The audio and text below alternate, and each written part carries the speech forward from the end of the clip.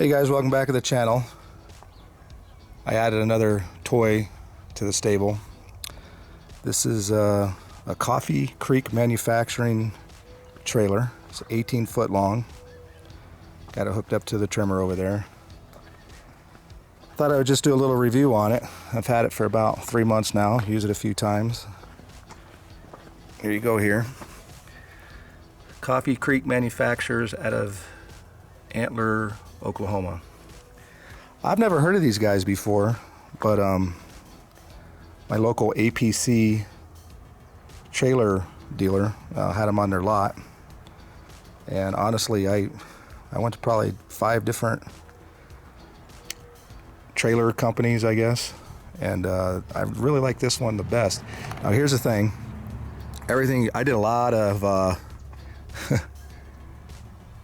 fabrication of this to kind of make it into what I needed it to be. So this started out as a car hauler, and it's still a car hauler, but I added all these rails to it and everything. Well, you know what? Let me show you what it looked like when I bought it.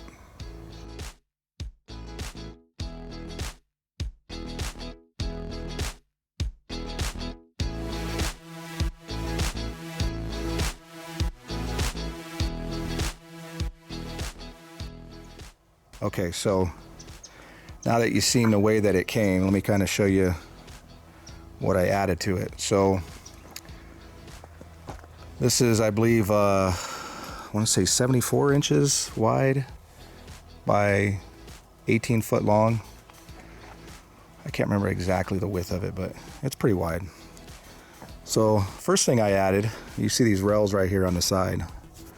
Well, for me, see, I got all this trees out here. I do these annual trimming of the trees, I call it, and I got cactuses and all other kind of stuff, and I've always had really, I wouldn't say rinky-dink trailers, but definitely trailers that were underrated for what I needed it to be.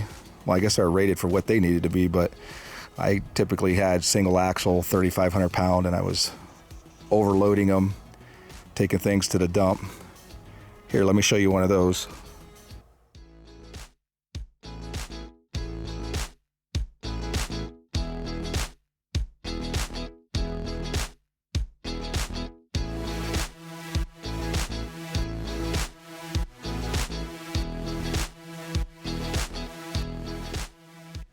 So with this one, I figured this would be my probably the final trailer that I bought, and I wanted to get something that would basically I could grow into if I needed more. So anyways, let's go back to what I added to it. So these rails right here, I added these rails, and everything you see on here I pretty much welded, bought the metal, made it myself. I made them quick release down here so you can pull them out and remove them, because I knew if I wanted to put a car up here, I wanted to take the sides off in case the car was low. I needed to open the door, and I did put a car on it to try it out.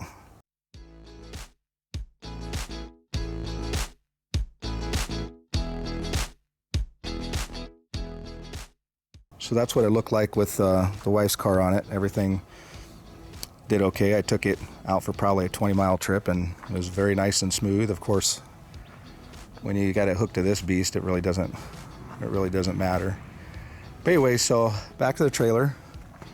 So the other thing, I wish they kind of would have did. So it only came with these D-rings up in the corners here. Came with 2 there, and then 2 all the way in the back. So I also have a little compact tractor that I'm putting on this thing, so I wanted a little bit more tie down point. So I welded on some more D-rings. As you can see, I put them all the way down, including on the back over here and up the other side. And then the other thing I want to do is I wanted to add a winch in case I ever needed to drag something up on here. So I welded that on there, and then I added a Harbor Freight. Well, let me show you what I put on there. So that's what I added. It's the Badland APX 5500. seems to get pretty good reviews. And basically what I did is I welded a hitch onto the bottom of it, and then basically, you know, that goes into there.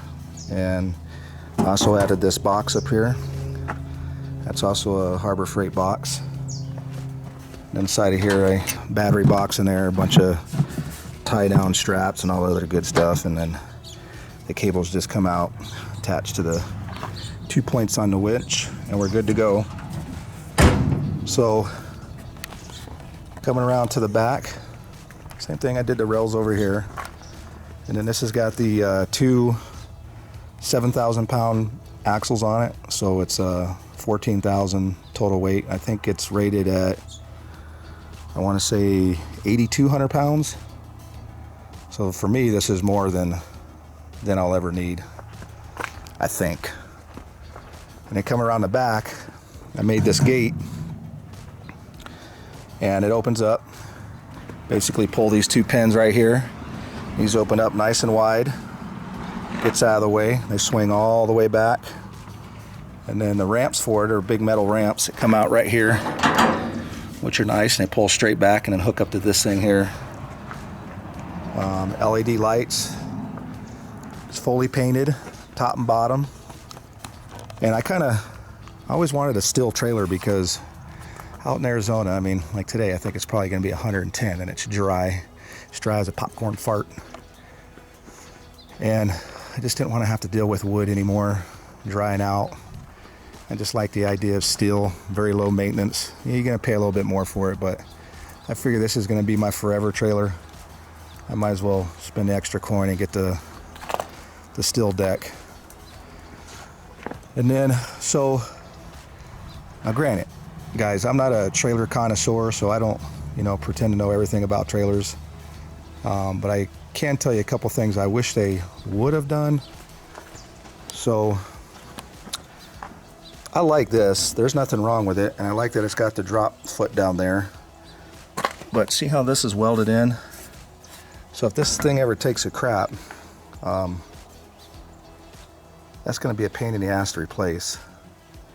And then I was even thinking about getting an electric or a hydraulic jack, kind of add to that, but it's kind of a pain in the butt to cut that out, but it's just something I'd have to deal with.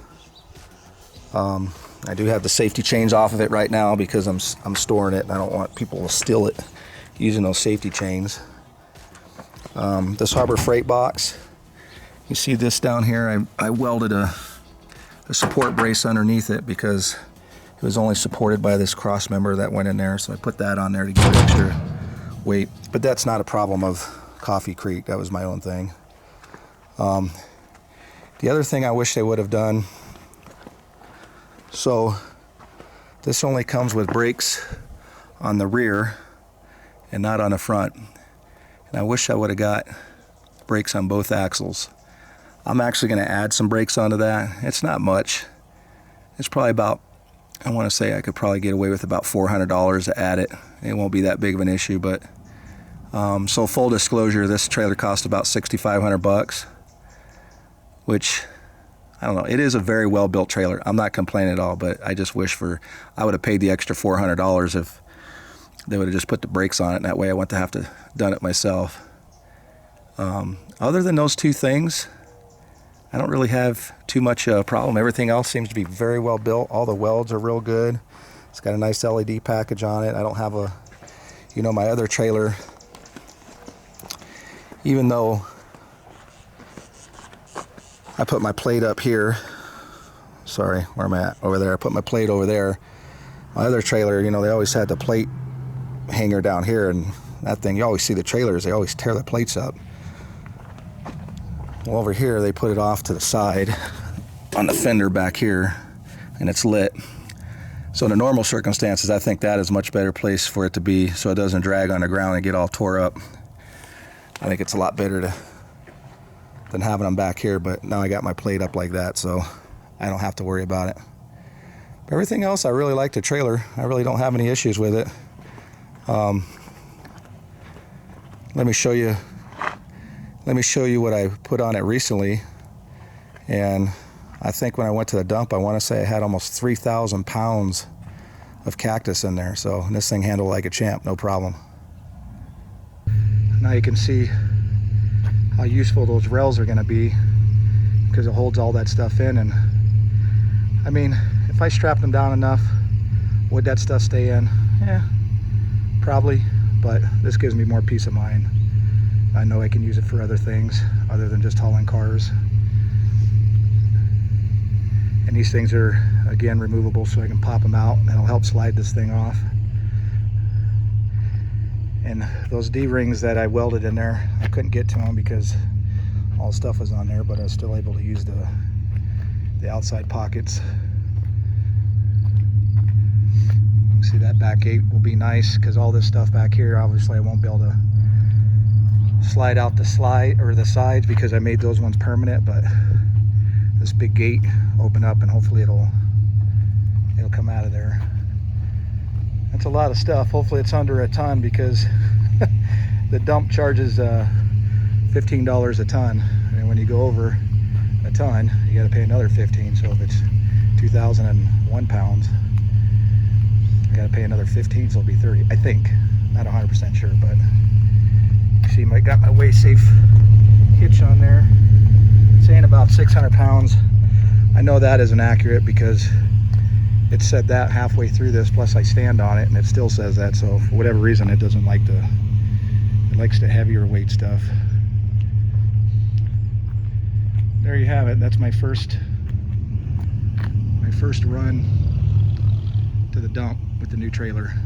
So there you have it, guys. That's kind of my review on the trailer overall.